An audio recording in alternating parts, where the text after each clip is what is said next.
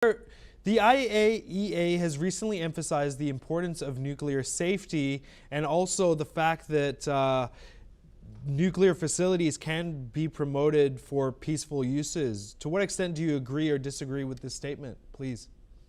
I was just listening to that interview, and he also stated there that according to the IAEA, none of the nuclear facilities have been attacked. So are you asking a hypothetical question? They were attacked in June of last year. Israel has been very, very clear on the targets right now. It did not include the nuclear sites right now. So I don't like answering hypotheticals. Of course, nuclear facilities are ones that you need to be very careful with. I'd like Iran not to be trying to aspire to achieve nuclear weapons, which is at the heart of this whole issue. Okay. And now joining us is also Alessia Selezin, cultural instructor, joining us from Manama. Ma'am, with regards to the IAEA statement, to what extent do you believe that, of course, nuclear technology can be used for peaceful uses, please? So hello, and I'd like to tell you about the current situation in Bahrain. Yeah, unfortunately, a lot of influence is now posted on this fake information. Yeah, and AI generates a lot of videos, and unfortunately, people here are quite vulnerable, and some of them rely on this information. That's why from their side, Bahraini government, they do their best and try to call people not to follow, all these AI generated videos and double check all the information on the official sites. But still, some people get into panic because of such influence. Thank you. Please stay with us. We do have some breaking news coming in right now. Chevron, a global energy company, has announced that it has been instructed by Israel's energy ministry to temporarily shut production at the Leviathan gas field, which is a major offshore facility in Israel. The Leviathan gas field, which is currently being expanded to handle about 21 billion cubic meters of gas annually, is part of a $35 billion export deal with Egypt. A spokesperson for Chevron, which also operates the Tamar gas field offshore Israel, stated that its facilities remain safe. Joining us again is Miri, retired colonel, the IDF from Tel Aviv. Now, of course, with all these developments, I'd really like to ask, if there was no programs, why did the U.S. and Israel take nuclear weapons as an excuse to hit Iran? Both the Prime Minister of Israel, let alone the President of the United States, in the statements that they made on Saturday morning, did not talk about the nuclear. Both of them talked about the threat that the Islamic regime, both with the nuclear that has already been attacked and needs to be contained, but together with the missiles that reach, the drones that reach, drones have attacked and reached Cyprus today. And that's not just in the Middle East, not just across the Gulf, not just towards Israel, but already towards the European Union to Cyprus. In addition, we're talking about the proxies. Hezbollah, the Lebanese Shiite proxy, joined in today. So this focus that you're putting right now on the nuclear for all of us is a threat. But that's not the only threat of the Islamic regime. And when you put together their quest for nuclear weapons that was shown, that's why they were in negotiations, to stop them going down the nuclear path. Only they weren't doing that. They kept going down that nuclear military path, together with the missiles that can reach anywhere, together with proxies that they actively arm. That's why there is an operation against that regime right now in Iran and against the proxies. As I said, Hezbollah from Lebanon joined in today. Early this morning, they fired drones into Israel, missiles into Israel, so they too are being attacked. The Leviathan that you just mentioned is relatively in the northern Mediterranean waters, which means that Hezbollah, an Iranian proxy, is one of the targets that they've tried to do it in the past. They've already tried to attack those, and that's going to disrupt everybody. Just like Iran is trying to attack the oil industry from the Persian Gulf, they're trying also to attack any type of export of gas from the Mediterranean Sea. This is against everybody. And I think that holding them up and showing who they are is important for us all. And I don't like war. This isn't nice. It isn't easy. But when you look at what they're doing right now, it actually proves the point of who they are. Do you believe that the real asset here that is essentially up for grabs is oil, or do you believe it's the power of the Islamic world, Turkey, the UAE, the entire Middle East, with Iran included? What do you believe is up for grabs exactly?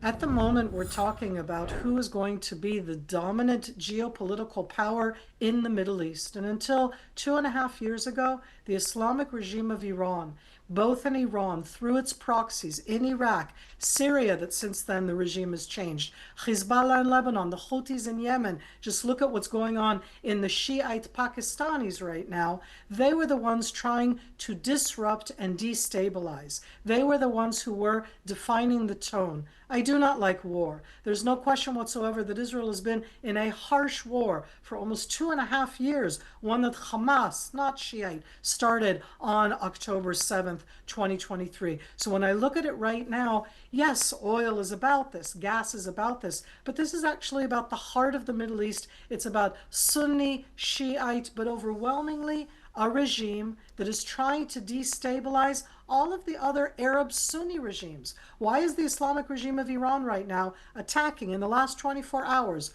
Oman, Bahrain, Kuwait, United Arab Emirates, Saudi Arabia, Jordan? Could I add in more? They've claimed that they've attacked all sorts of US bases. So a lot of it can be AI, as our colleague said before from Bahrain, but at the end, Iran is attacking. Iran is trying to heighten it. Iran is trying to show what they're doing. This is not about stabilizing the Middle East. It's about taking the most unstable, destabilizing regime and trying to make sure that that's not what it does. Let it focus on the Iranian people, on bringing them water, on bringing them electricity, on letting them live, not on destabilizing every other country in the arena.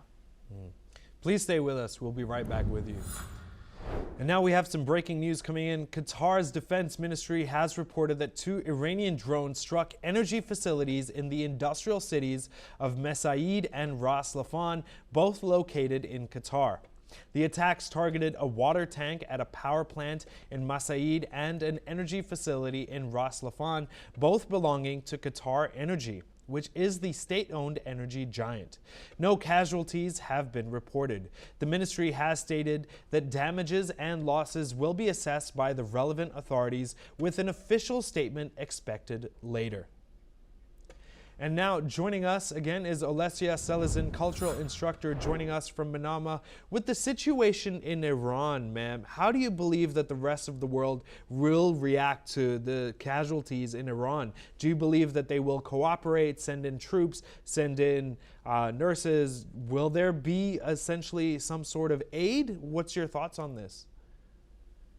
So being basically here in Bahrain, and what I may comment is not on Iran side, but on the Bahraini side, because during these 2 days, our life has changed dramatically. You know, Bahrain has always been a land of peace, yeah, and coexistence. I mean, both religious and also cultural points. But according to these current events, yeah, we see that Iran has attacked Bahrain many times, and during 2 days, our Bahrain Defense Force has successfully intercepted over 60 missiles and 30 drones, and this was real because I'm now here and also in my apartment, but still I hear, you know, these noises. That's why many people give way to panic, and it's real, true. That's why people just try to leave Bahrain, but you know, because of these very strange messages that people can also get, some warnings and so on, and also there are some threats that our bridge between Bahrain, which connects also Saudi Arabia, can also be attacked, and as a result, people are into minds, yeah, whether they should stay here in Bahrain or still leave Bahrain and go to Saudi Arabia to find, you know, some secure place and silent. But kids are really frightened, and commenting on the Iranian side, yeah, it's hard for me because I'm on the other side.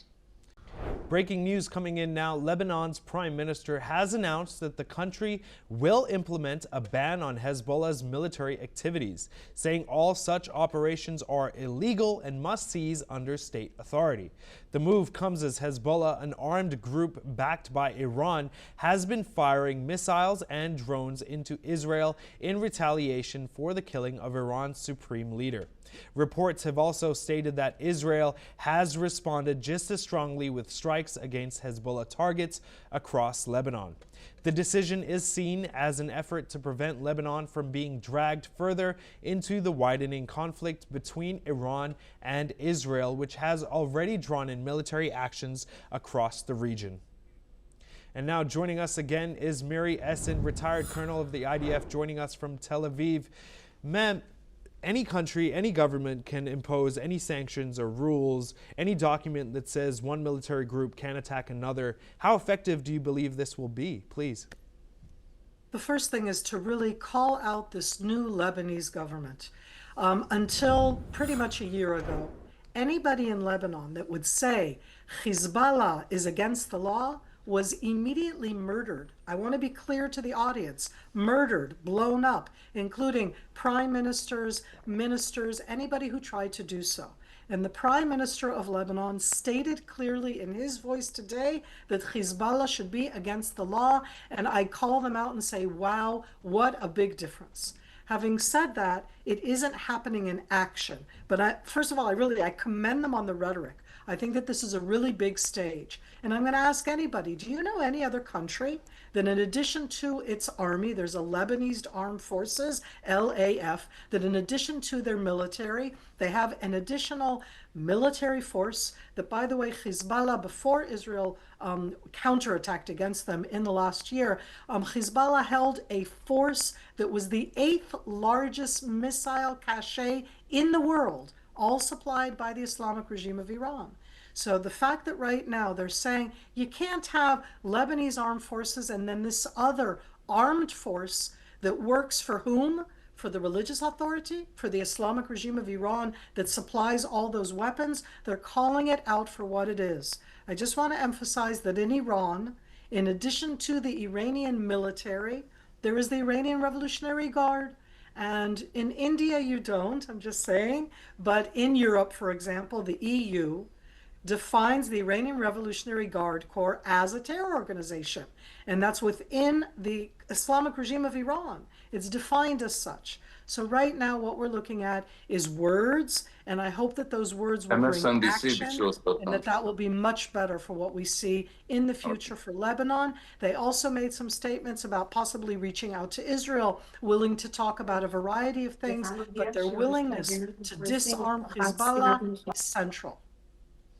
Ma'am, in your experience, and of course moving forward, what do you believe the consensus needs to be between all these countries to essentially find peace in the future? Please. I love the question. I love questions about peace. I'm Israeli. I'm going to use the term resolution. I don't expect all of these countries around to suddenly recognize my Jewishness, my connection to the land. I wish they would. What I'd like to see is a resolution that acknowledges our existence here, that allows us to live here next to all these peoples, that allows the Palestinian the self-determination that they deserve. But in this case, we're talking right now about an Islamic regime that puts as the first ideology the annihilation, destruction of Israel as an entity. And what I'd like to see is that that regime cannot come out, say so, and that all of the countries around us, and including India and others, don't relate to a regime that calls for our annihilation. That would be a big step forward. I hope right now that at this stage, the new people who run Iran will be better for the Iranian people and not focused on the destruction of the state of Israel.